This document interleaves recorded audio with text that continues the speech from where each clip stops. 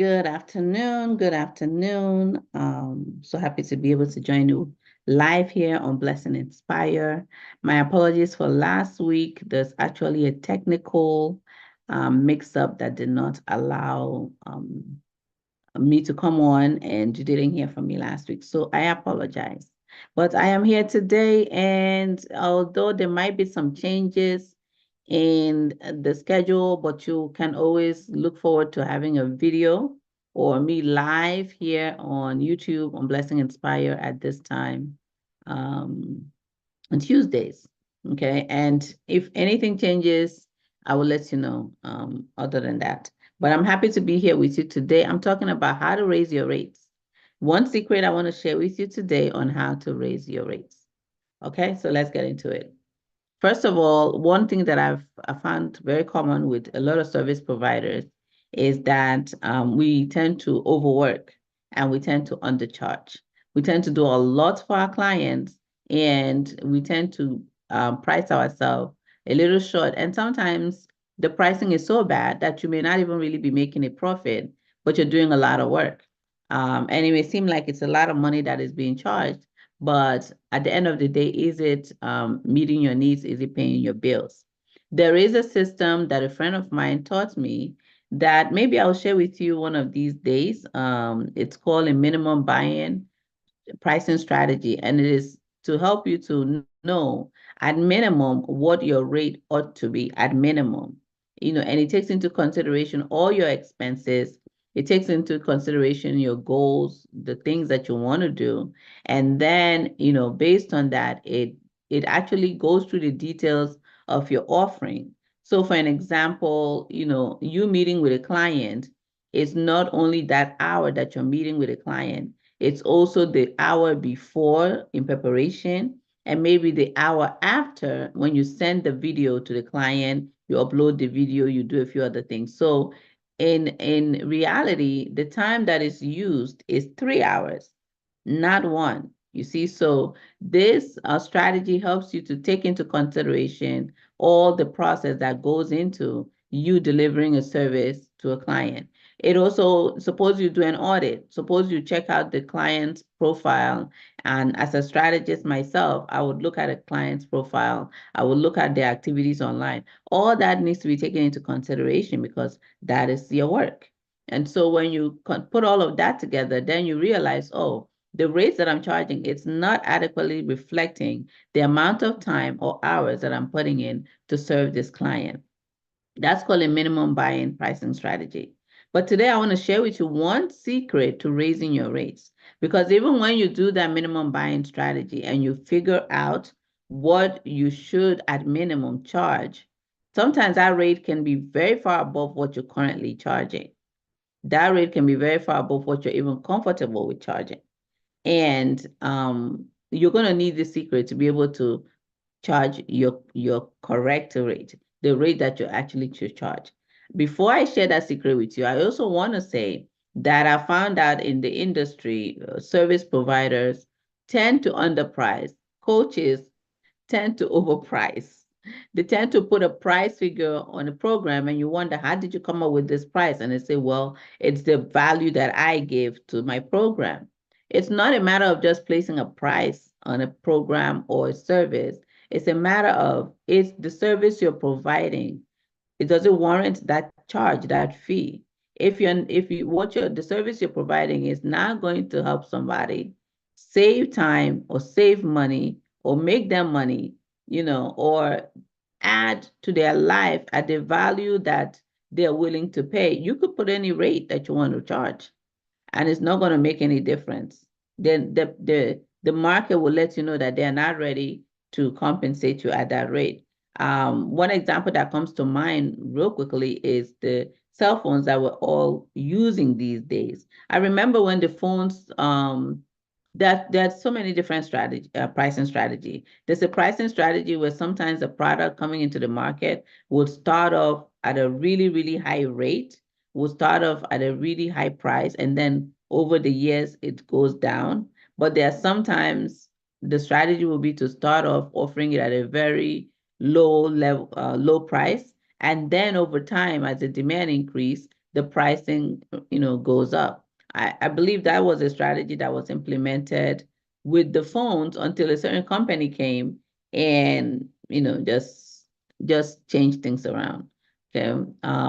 But in our pricing strategy, it's important to be able to not just come up with prices just out of the blue, just, okay, how much do I think I should charge? How much would my clients be willing and ready to pay?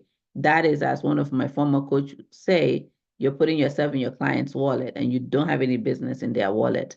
So your rates needs to be based on you having clarity of what you're doing, how much work it's really taking you to offer the services you offer, what goes into it. Once you have those clarity, this one secret is what is going to help you to really charge your rate and stick to it. Okay. So if your rates are just numbers and it does not really bring the value that warrants that rate, you're going to struggle with this secret. And the secret is confidence. Confidence.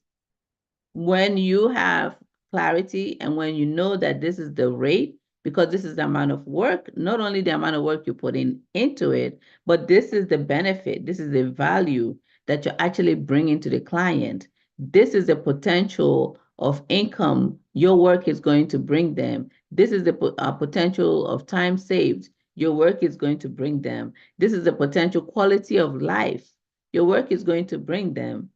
And then this is also a rate that meets your need, that adequately accounts for your efforts and time and resources put into delivering this service. Then you need to just have the confidence to ask for it. That's it.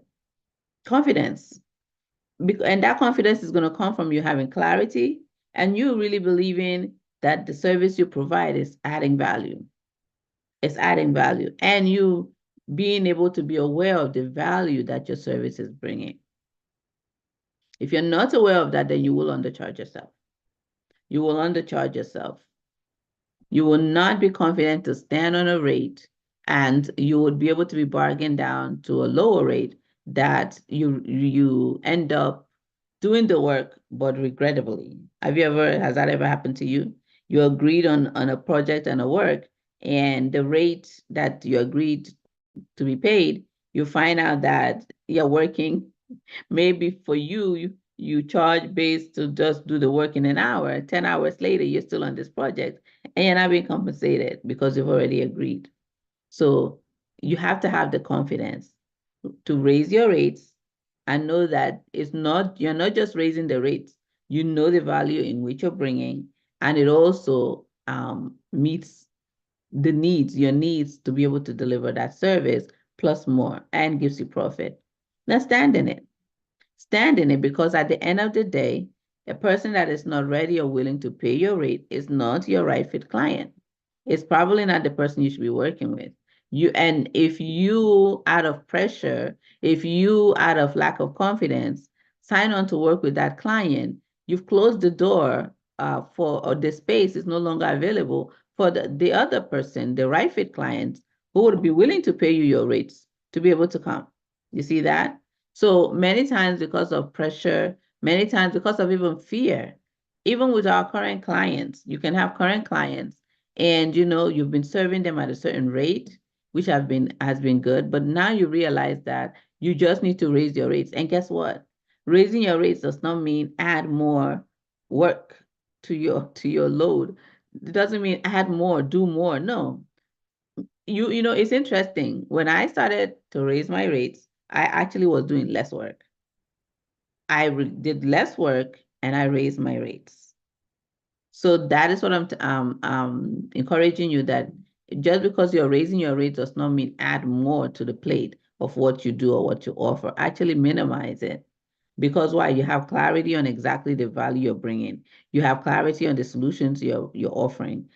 So it doesn't need doing a whole lot. You just need to do that one thing that is going to make the difference in your client's life, in your client's business, and then you are adequately compensated for it.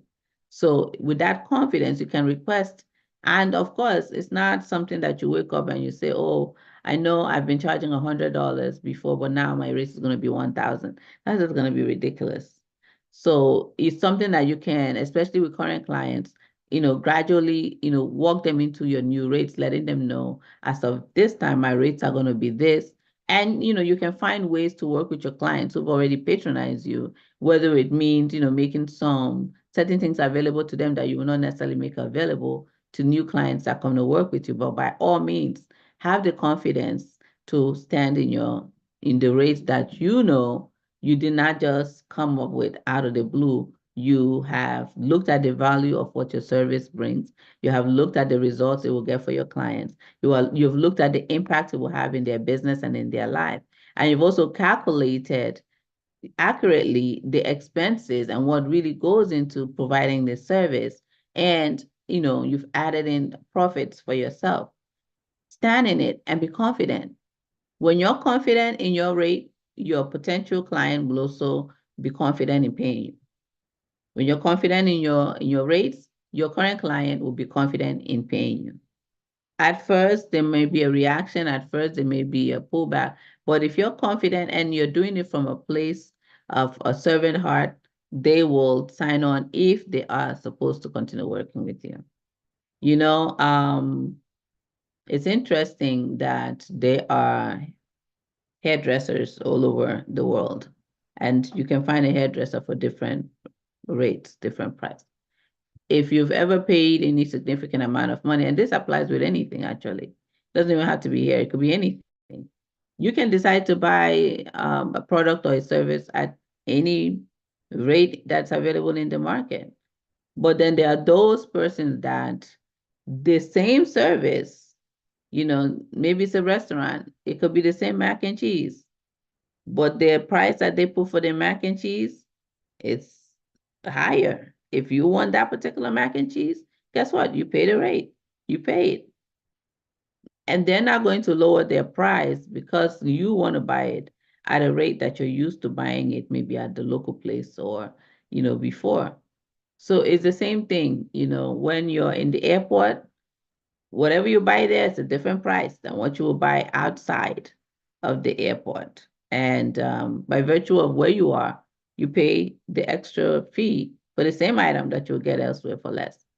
So especially when as a service provider, you're trying to get off or get away from people that are bargain hunters and who are going to only work with you based on your price.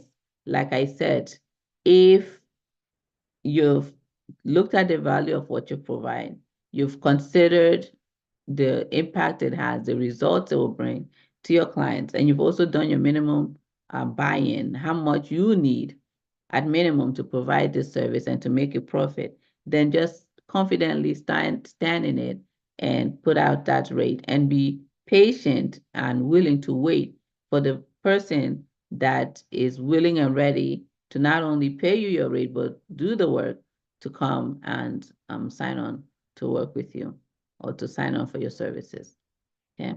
If not, you will find yourself in a cycle, stuck undercharging and overworking and complaining and grumbling within yourself, or crying out to God, maybe in prayer, that your business is not moving in the way it's ought to move. And it's going to be because you just need to really charge, raise your rates and stick to it. All right. So I am so glad that I was able to join you today. I look forward to being back here next Tuesday. If I'm not here live, there will certainly be a video. I would certainly share something, an insight, and bring something else that can help you in growing and building a thriving business.